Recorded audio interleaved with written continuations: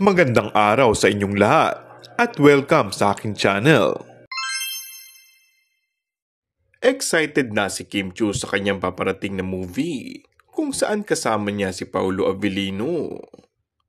Sa mga Instagram story kasi ni Kim, ibinahagi nito ang ilang larawan kaugnay sa pelikulang My Love Will Make You Disappear na sure nang mapapanood sa March 26.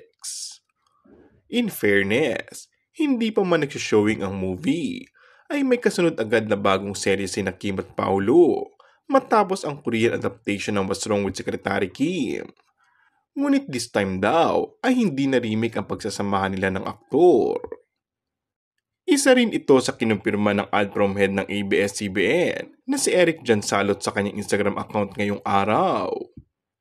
Samantala, pasabog, nakakakilig at exciting na mga bagong teleserye, pelikula at concert ang handog ng ABS-CBN sa pagpasok pa lang ng 2025. And that's all for our today's video.